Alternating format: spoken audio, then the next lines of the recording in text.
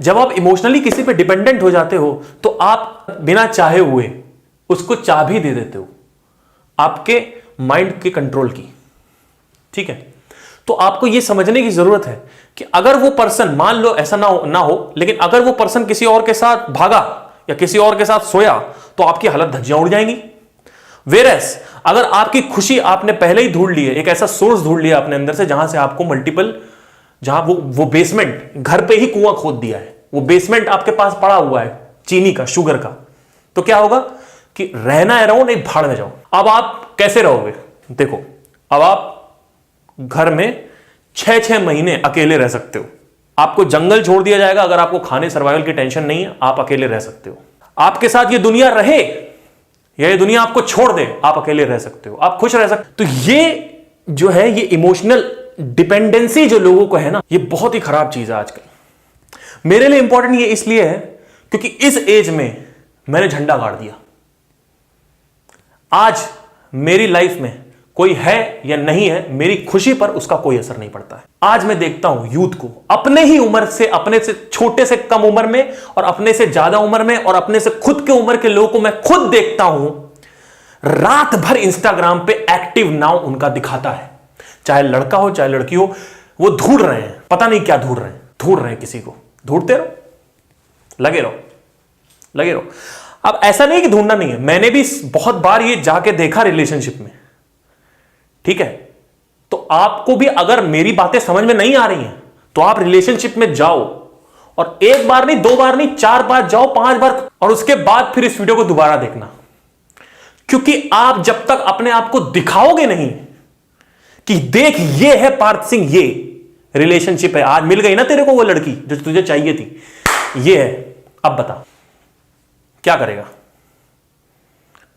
आप देखोगे कि यार स्टार्टिंग का जो 1 महीना था, जिसको हम ऑर्गेज्मिक फेज बोलते हैं, 1-2 महीने का होता है वो, उसमें तो बड़ा खतरनाक आ रहा था।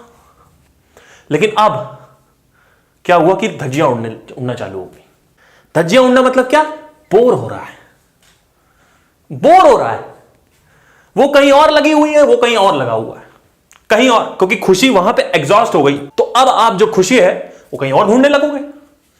कुछ लोग छोड़ देते हैं पार्टनर को, किसी और के साथ चले जाते हैं। जब आपके गोदाम में चीनी ही नहीं है, लिमिटेड चीनी है, अब चीनी क्या, उससे आप चीनी मांग रहे हो।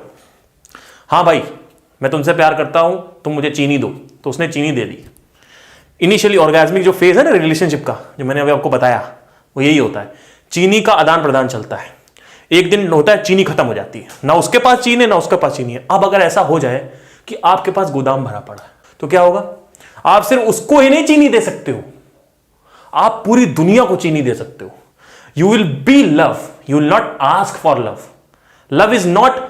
Love is not communication with somebody, some other person. Love happens inside, because जब भी आप किसी के साथ होते हो, फील आपको अंदर ब्रेन में हो रहा होता है, तो स्विच भी अंदर ब्रेन में होना चाहिए। तो कहीं ना कहीं होगा ना स्विच। मेरे लिए इंपॉर्टेंट क्यों है? क्योंकि इस एज में जब ये आदमी जवान है, और अगर इस आदमी ने अभी ये सब चीजें सही कर ली, तो आपकी लाइफ की जो दिशा है वो कहीं और चली जाएगी।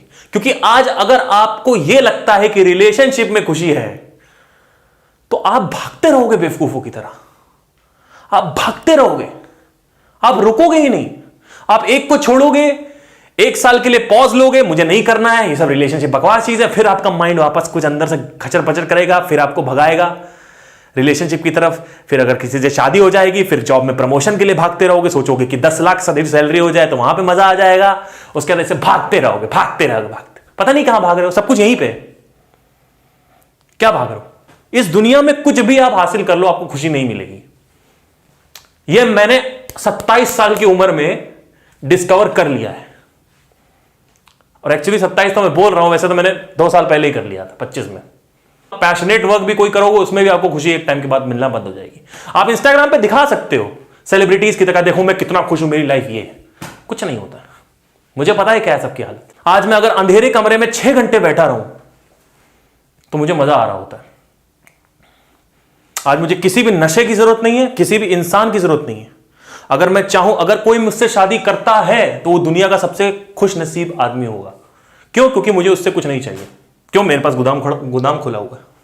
अब आपको मैं एक चीज और बताता हूं, जब आप खुश होते हो तो आप सामने वाले को समझ सकते हो कि सामने वाले को क्या चाहिए। क्योंकि मैंने एक रिलेशनशिप में कॉन्फ्लिक्ट्स के ऊपर एक वीडियो बनाया था, उसमें मैंने आपको बोला था कि सामने वाले को आपको समझना होगा कि भैया इसको क्या चाहिए। क्योंकि लोग तो बेवकूफ होते हैं, लोगों को खुद ही नहीं पता है कि क्या फ्रस्ट्रेशन है। वो तो आप मुझे समझना पड़ेगा ना, अपनी वाइफ को, अपनी गर्लफ्रेंड को मुझे समझना पड़ेगा कि इस लड़की को क्या चाहिए अपनी लाइफ से, तो मैं क्या कंट्रीब्यूट कर सकता हूं।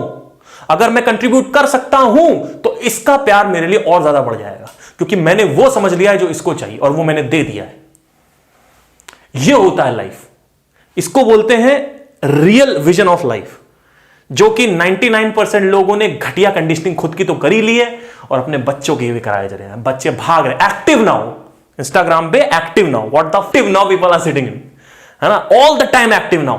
मेरे पास कितने लोग आते हैं, सबका मैंने एक्सेप्ट कर रखा है मैसेज रिक्वेस्ट, एक्टिव नाउ सबका मैंने एक बार, हर लड़की का, सुंदर से सुंदर लड़की का, घटिया से घटिया लड़की का, सुंदर से सुंदर लड़के का, घटिया से घटिया लड़के का, जाके मैंने देखा है, सब एक्टिव नाउ बैठे, सब किसी को तलाश रहे हैं। क्या मैं नहीं तलाश रहा हूं? मैं तलाश नहीं रहा हूं। अगर मेरी शादी होती है तो मैं करूंगा, क्यों नहीं करूंगा शादी, वो भी एक लाइफ का हिस्सा है। लेकिन मेरी खुशी शादी में नहीं है, ठीक है? आपकी खुशी शादी में नहीं, आपकी खुशी किसी भी रिलेशनशिप में नहीं है, किसी भी चीज में नहीं है। आपको विश्वास नहीं होता, आप जाके देख लो, आप सब कुछ करके देख लो जो आप चाहते हो, पहले यही करके देख लो। उसके बाद फिर आप पूछना अपने आप से, यार मैंने सब कुछ करके देख लिया, कुछ समझ नहीं आ रहा लाइफ में, कुछ समझ नहीं आ रहा है। फिर आपके अंदर क्वेश्चन आएगा कि अब जब मैं फिजिकली इंडिपेंडेंट हूं तो इमोशनली इंडिपेंडेंट क्यों नहीं हो सकता? तब आपको समझ में आएगा कि रियल विजन क्या है लाइफ की, रियल मीनिंग क्या है लाइफ की। आई होप आपको समझ में आया हो। Take care, this was the entire session from me. Thank you guys, have a nice day, take care.